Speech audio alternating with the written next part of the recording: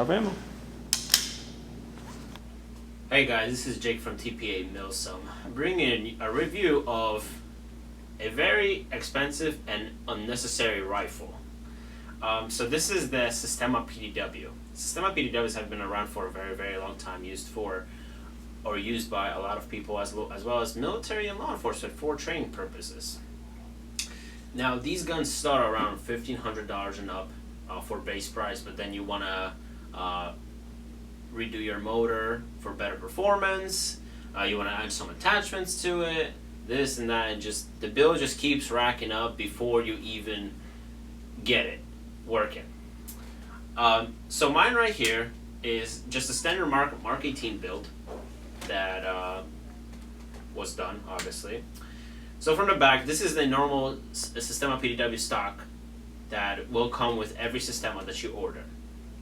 Coming up to forward, it depends on the Systema that you will order. You either will have a normal one, Max, or the Super Max. The only difference between all of them is the fact that the Super Max can pull around like M150 cylinders, which are around 400 to 500 FPS cylinder, which is not really suitable for airsoft. I don't know why you would want to be running a 500 FPS cylinder on a rifle. However, mine has the ambidextrous gearbox, a Supermax ambidextrous gearbox, so I can actually switch my fire selector from any side. Is it something that's necessary? No. Is it nice to have? Yes, absolutely. I believe this gearbox goes for around $500 without any electronics in it. It is sold on Red Wolf Airsoft as well. So going a little bit forward, I have the Troy ambidextrous mag release. So you just press this down just in case whenever you're set up for shooting and you want to use your thumb from the left just to bring the mag down, you can do that. If you know, or when you switch arms, you should never have any issues really reloading. Up front is the real Daniel Defense Mark 18 rail, because these do use real AR steel parts. So this is one of them. This is the Mark 18 rail. Up front, we have the Visum NC Star IR and green laser. So a lot of people debate between this and the GNP D-Ball. I believe for the money that you pay for this laser will do the job great. I'm not a huge fan when it comes to IR illuminators because of the splash of this IR laser that when you aim at somebody, is enough to actually illuminate them. As well as, especially, close quarters, it will illuminate it due to the splash. The green laser is just a standard green laser. It runs off a CR123 battery that is right here on the side. I am also a huge fan of the fact that these buttons right here, the two, is for the green laser and the IR. They are slanted on a 45-degree angle. So when you actually hold your rifle, I don't need a pressure switch or anything. It's right behind my actually flashlight, because when I hold it, I can do it with my button without any issues. And I know that the front button is actually IR, and the second button back here is the visible laser. Right on the other side, I have the Streamlight ProTech Rail Mount 2. These are fantastic lights. The ProTech Rail Mount 2 is 700 lumen version. Runs off two CR123s. It comes with this very durable pressure pad, as well as a normal button press. A lot of people debate between this and Surefires. For the money, I believe these are around $100, the ProTech Rail Mount 2. There's also 3, which is 1000 lumen, and there is Rail Mount 1, which is, I believe, 300 lumens. I thought 700 lumen is a good, in between. For $100 or $120 that they go for around for, you get a best bang for your buck, really, compared to one of the M600 Surefires that are around $300, and plus you need to buy then the tail cap, which is $60, and then again, bill keeps racking up. So if you're looking for a budget light that's very good, I do really recommend the Streamlights. These also come with lifetime warranty through Streamlights, so in case it gets shattered through a BB, just call them up, they'll send you a new one.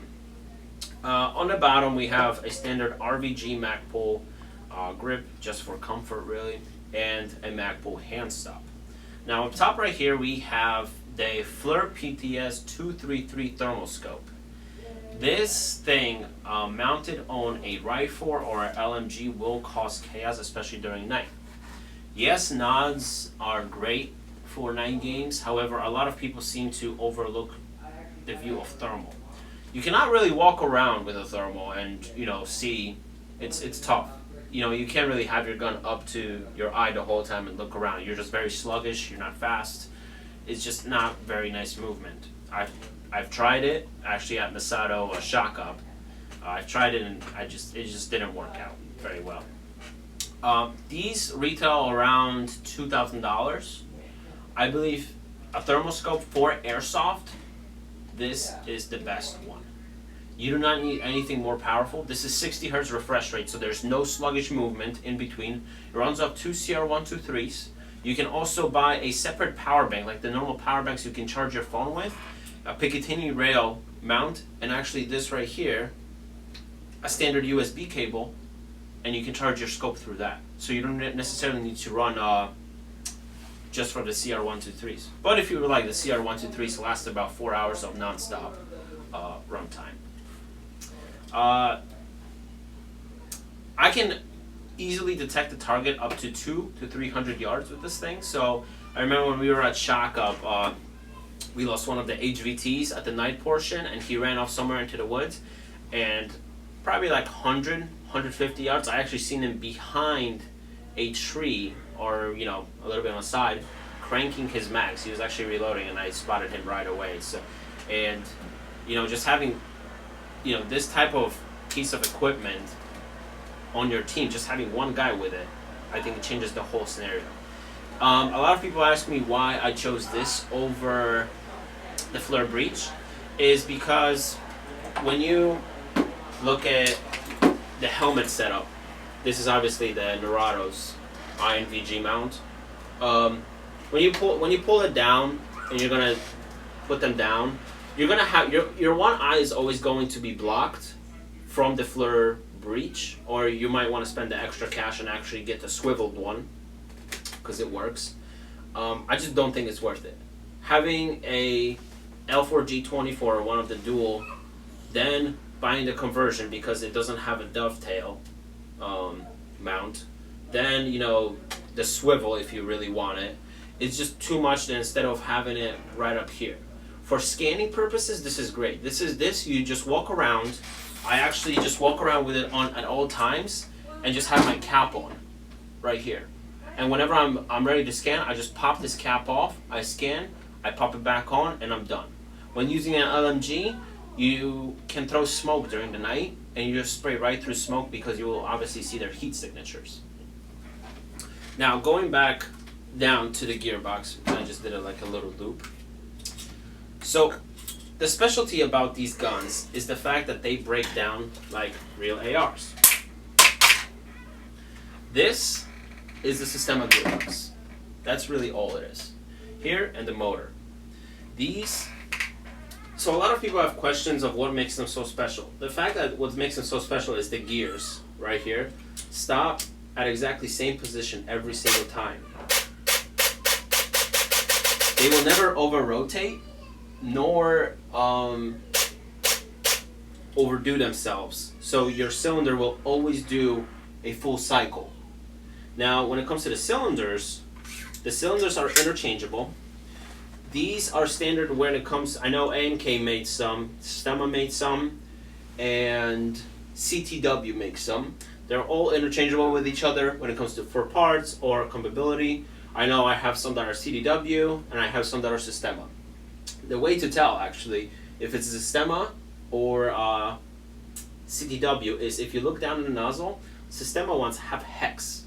It's like a hex key has been pressed into it, and also in the back, there should be no writing.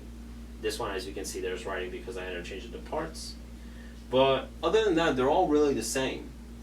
So the blue cylinder, I have one in here. I changed it to an M110 spring. I get around like 370 FPS consistently. And I'm also, in this Systema, I am also using the RWA hop-up unit. So the RWA hop-up unit is actually a rotary hop-up made for the Systema that retails for around $70.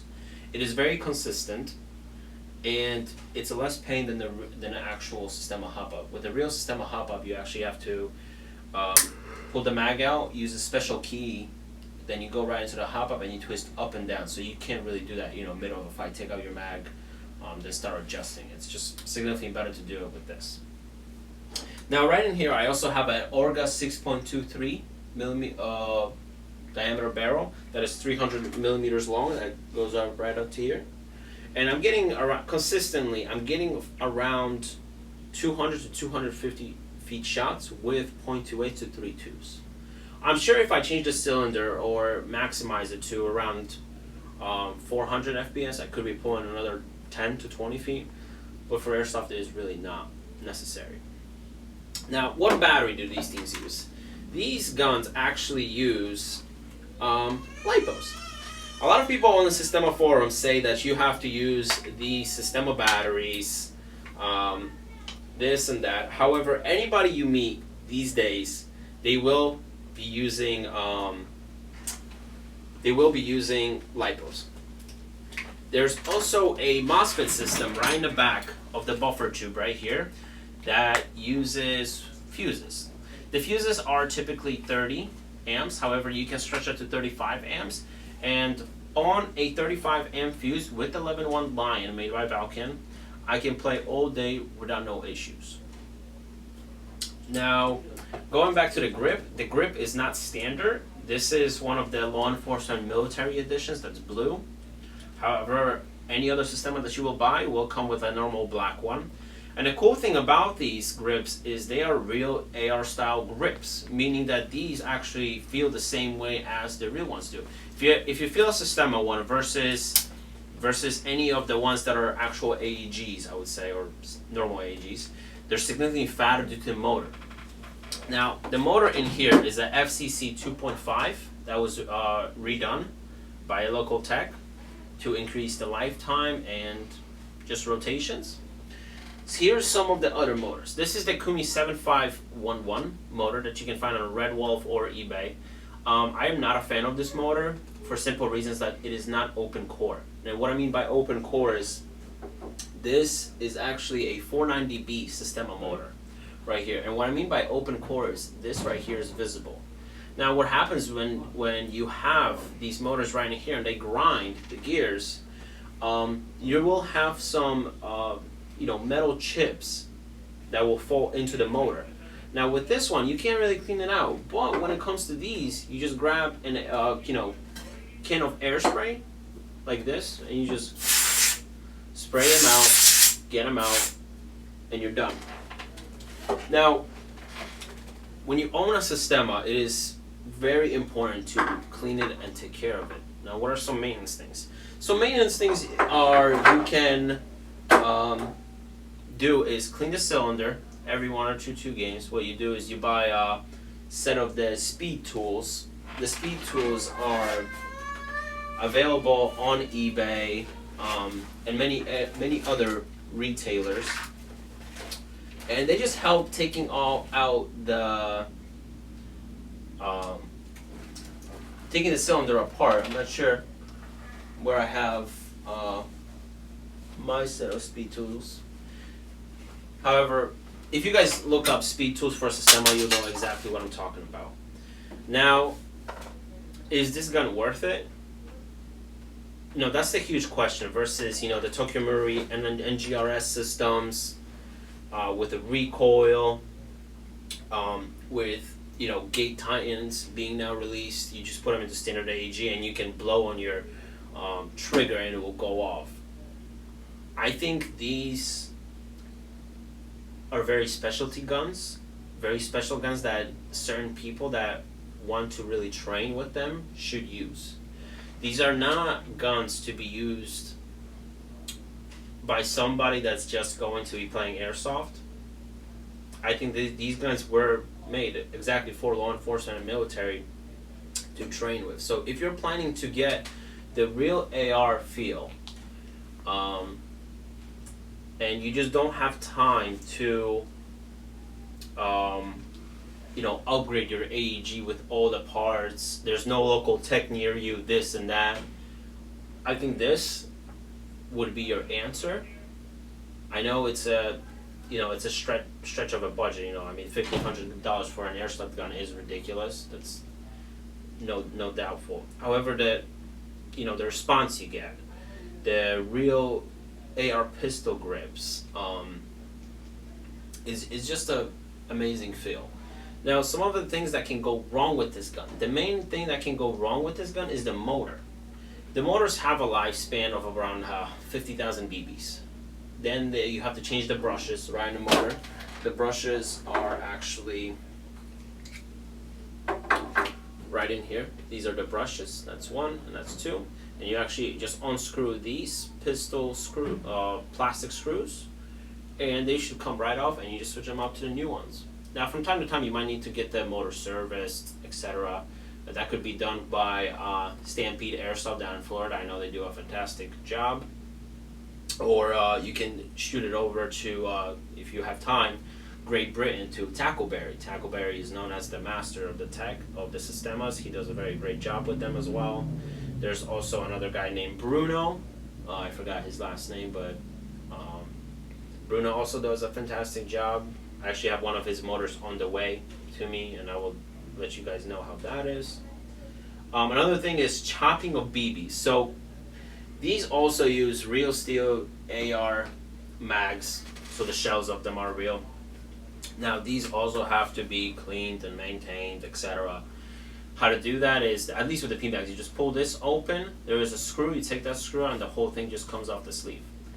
Now, how do you service them? You take them apart, you take the spring out, and you have to basically get a Q-tip or one of those gun cleaning rags that doesn't leave any lint behind, and you just wipe it down, then get some silicone and a Q-tip and spray it right into the channel where the BBs sit. Now, chopping happens when your mag gets dirty or your spring gets actually too weak, where the BBs are only pushed halfway up, and then basically the spring doesn't have enough force to push it all the way up to the cylinder, and the cylinder crushes it, and that's when chopping starts. So the main thing to fix chopping is to switch your mags immediately, and make sure you tag the mag so then you can go back and service it. It's not hard, however it is some work, but you can feel and you can hear when there's a Systema on a field, for sure. Now, one disclosure with these guns, because you can change your cylinders so fast, a lot of people also, look at that as a con, because like HPA, you can turn it, lock it. These you can't really do anything. However, if you're going to buy one, do not, middle of the field, change your cylinders to the 500 FPS one. Do not be that person. That's not being honorable in a game. That's not playing the game right. We're all here to have fun, to enjoy ourselves, and don't let anybody else tell you how much you spend on your gun, that it's worthless, this and that, because we all have different hobbies.